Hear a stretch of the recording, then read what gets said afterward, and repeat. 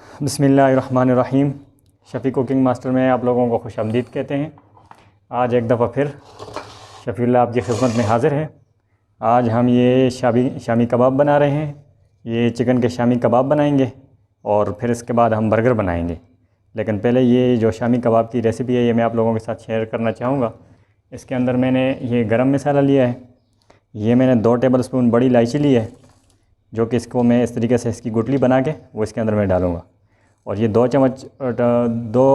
Table spoon چمچ جو ہے یہ میں نے دال چینی لے لی ہے، اور یہ 2 ٹیبل سپون جو ہے یہ میں نے لونگ لے لیے، اور یہ 3 ٹیبل سپون میں نے یہ کالی مرچ ثابت لے لیے۔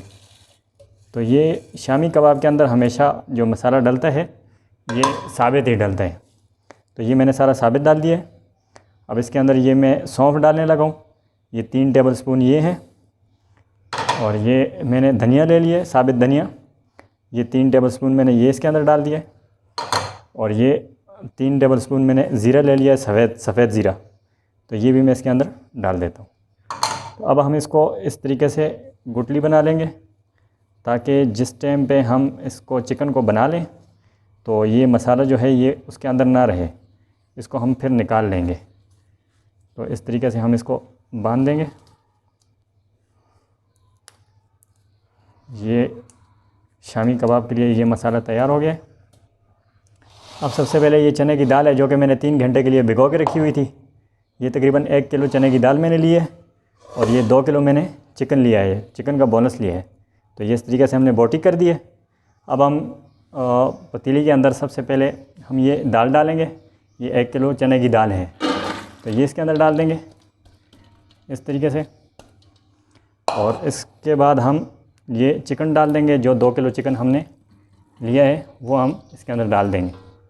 اس کے اندر ہم آئل وغیرہ نہیں ڈالیں گے، بس صرف یہی چیزیں ڈالیں گے۔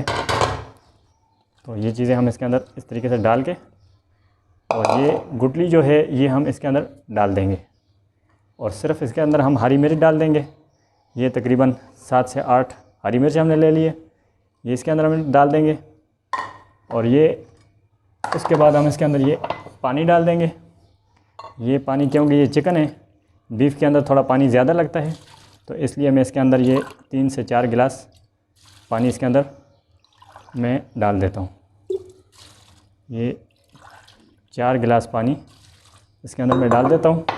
اس کو ہم پکا لیں گے، پہلے تیز آنچ پہ پکائیں گے، پھر اس کو ہلکا کر کے آدھے گھنٹے کے لیے اس کو ہم پکا لیں گے۔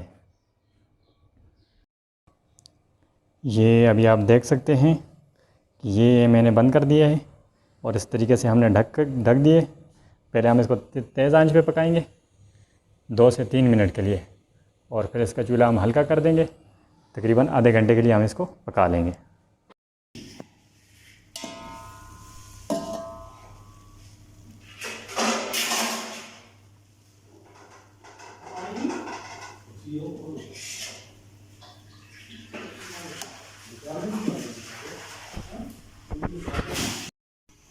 یہ ہم نے تیار کر کے اس کو ہم نے بھون دیا۔ اب یہ ہرا دھنیا جو میں اس کے اندر ڈالنے لگا ہوں،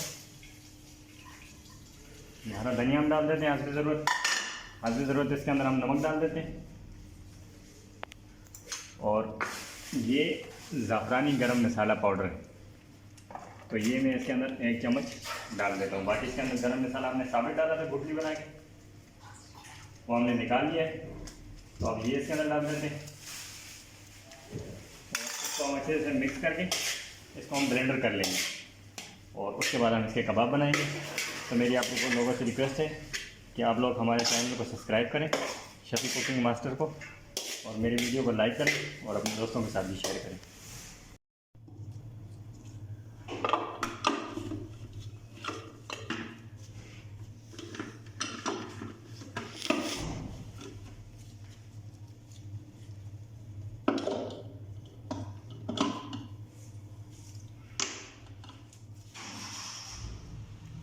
یہ ہم نے چکن کو تیار کر لیا ہے۔ یہ ایک جوسر ہوتا ہے اور ایک بلینڈر مشین ہوتی ہے۔ یہ ہم نے بلینڈر مشین میں اس کو ہم نے اس طریقے سے باریک کر لینا ہے۔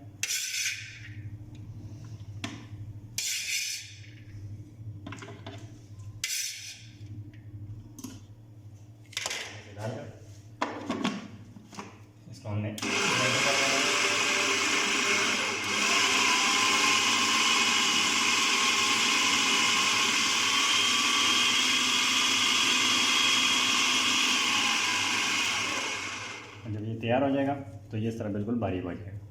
اس کے بعد ہم اس کی ٹکیاں بنا دیں گے.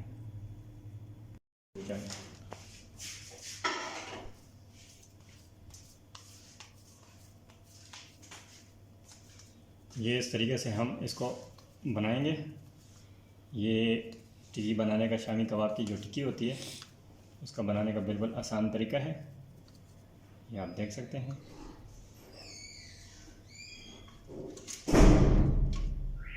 تھوڑا سا پانی ہاتھ پہ لگا کر، اگر پانی نہیں لگائیں گے تو یہ ٹوٹے گی پھر.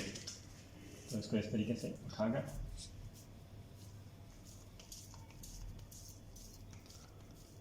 اس کے اندر جو چیزیں میں نے ڈالی ہے وہ میں نے آپ لوگوں کو بتا دی ہیں. اس کے اندر زیادہ مسالے وغیرہ ڈالنے کی ضرورت نہیں ہے. گرم مسالہ آپ لوگ ایسے بھی ڈال سکتے ہیں بغیر گٹلی کے، اور گٹلی کے اندر بھی ڈال سکتے ہیں. ٹیسٹ ایک جیسا ہی ہوتا ہے، لیکن طریقہ ہر بندے کا اپنا اپنا ہوتا ہے. تو یہ اس طریقے سے ہم اس کو ٹکی بنائیں گے. اس کے بعد ہم اس کو انڈے کے اندر ڈپ کریں گے اور پھر اس کو ہم فرائی پان میں ہلکی آنچ پہ اس کو ہم فرائی کر لیں گے. تو اس کے بعد ہم اس کو شامی کباب کے طریقے سے بھی استعمال کر سکتے ہیں، برگر کے لیے بھی استعمال کر سکتے ہیں، اور اس کے علاوہ سینڈوچ کے لیے بھی استعمال کر سکتے ہیں. یہ ہم نے برگر تیار کر لیے، شامی کباب ہم نے سارے تیار کر لیے. یہ ہم نے 3 تہہ لگائی ہیں. یہ اس طریقے سے تہہ لگا کر اس کے اوپر پلاسٹک کو ایسے کر دیتے ہیں، اور اس کے اوپر آپ ایک تہہ اور بھی لگا سکتے ہیں. مزید آپ 4 سے 5 تہہ اس کے اوپر آپ لگا سکتے ہیں. تو یہ اس طریقے سے یہ شامی کباب تیار ہو جاتے ہیں.